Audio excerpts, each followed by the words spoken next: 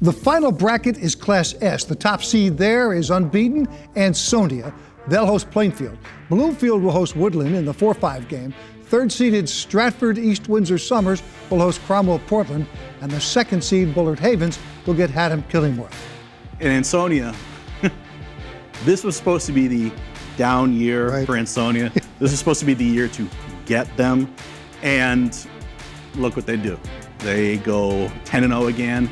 They knock off all comers in the Naugatuck Valley League. You know, they had a little trouble at times with Seymour in the first half.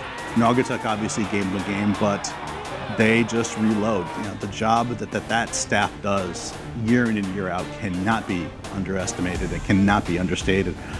Tom Baraka and that coaching crew, they found a new horse to run the ball in Shaquem Harrison. Yep. And pardon me, Shaquem Harmon, and that's notable because he wasn't supposed to be the lead back this year. That all changed due to injuries. They can throw a little bit more this year with Sheldon Schuler, the sophomore quarterback. Tyler Cafaro has sort of been, you know, a kid who can raise hell as a receiver. He can raise hell as a defensive player. It's amazing how they just keep finding ways to win each and every year down there. Bloomfield, yeah. That's Bloomfield and Woodland. You know, Woodland had a really good season. I mean, and gave Ansonia a bit of it, you know, some fits for about a quarter or so. Bloomfield has the scariest talent in athletes.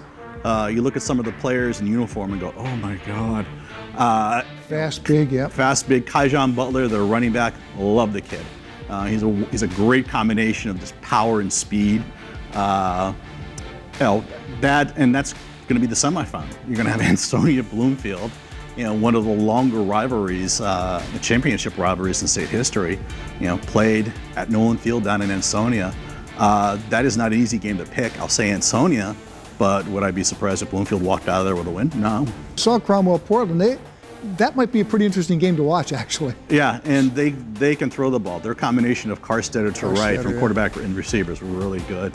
And the fun part about that, too, is Pequot's got two divisions. You got the Uncas and the Sassacus. And Stafford's over there in the Uncas. You got Cromwell over there in the Sassacus. There's rarely any crossover. You know, generally one game crossover between the two. So you got the best of the two divisions going against each other. You know, who's the Pequot team to beat there? Ansonia this year really didn't break into the top 10, I don't think, until maybe the last week of the season. So they had to show some people that they were Ansonia. Yeah, the media was a little more reluctant with them, just based on the preseason buzz and also, you know, knowing what Naugatuck had back. That's where the fun part comes in between the coaches poll and the writers poll. The coaches right away were all over Ansonia and had them in the top 10 because they have seen what Ansonia does. They know what Ansonia does. They scrimmage against them. They know. Scrimmage against them. And, you know, coaches put probably a lot more emphasis on championships and how you've done there than we do as writers.